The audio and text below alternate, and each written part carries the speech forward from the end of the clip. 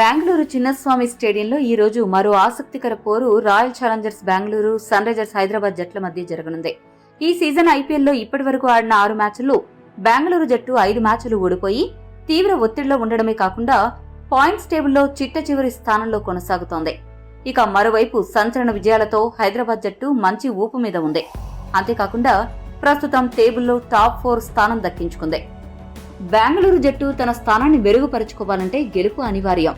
మరోవైపు హైదరాబాద్ టాప్ 4ని కొనసాగించాలంటే వీరికి కూడా గెలుపు ముఖ్యమే. ఇలాంటి నేపథ్యంలో ఈ రోజు పోరు పోటాపోటీగా సాగుతుంది అని చెప్పక తప్పదు.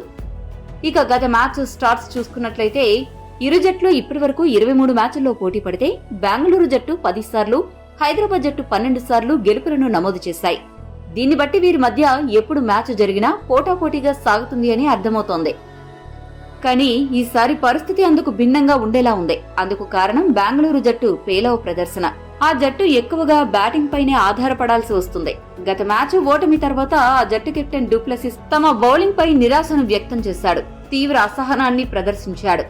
సొంత మైదానమైన చిన్నస్వామి స్టేడియాన్ని దృష్టిలో పెట్టుకుని కూడా అంత చెత్త బౌలింగ్ విభాగాన్ని సెలెక్ట్ చేయడం పెద్ద సాహసమని చెప్పాలి. మరోవైపు ఎస్ఆర్హెచ్ జట్టు భారీ హిట్టర్లతో పటిష్టంగా ఉంది. ఇక బౌలింగ్ విభాగం కూడా బెంగళూరు కంటే చాలా మెరుగ్గా కనపడుతోంది. కాబట్టి ఈ మ్యాచ్లో హైదరాబాద్ జట్టుకే విజయావకాశాలు ఎక్కువ. అయితే ఈ మ్యాచ్లో ఆర్సీబీ గెలవాలి అంటే వాళ్ల బ్యాటింగ్ తో పాటు బౌలింగ్ విభాగం కూడా సహకరించాలి. మరో ఆసక్తికర విషయం ఏంటంటే హైదరాబాద్ తో ఆడిన చివరి 5 మ్యాచ్ల్లో బెంగళూరు 3 విజయాలు నమోదు చేసి ముందంజలో ఉంది. ఇక పిచ్ విషయానికి వస్తే చిన్నస్వామి పిచ్ పై రెండో బ్యాటింగ్ చేసే జట్టును ఎక్కువ ప్రయోజనం ఉంటుంది.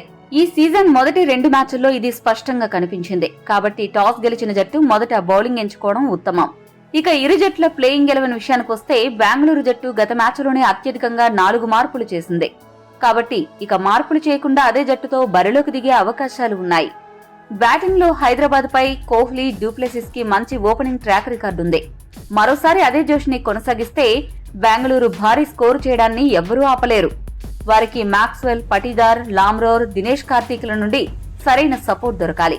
అయితే ఆర్సీబీ జట్టు ఎంత భారీ స్కోరు చేసినా దాన్ని కాపాడడానికి సరైన బౌలింగ్ అవసరం. కాబట్టి ఆ జట్టు బౌలర్లు సిరాజ్, యష్ దయాల్, రీస్ టాప్లీ, విజయ్ కుమార్ వైశాఖ్ తమ నైపుణ్యాన్ని చూపించాల్సిన సమయం వచ్చేసింది. ఇప్పటికే వరుసగా ఓడిపోయిన ఆర్సీబీ ప్లే ఆఫ్స్ అవకాశాలను సంక్లిష్టం చేసుకుంది. ఈ మ్యాచ్లో గనక ఆర్సీబీ ఓడిపోతే ప్లే ఆఫ్స్ అవకాశాలు దాదాపు మూసుకుపోయినట్లే.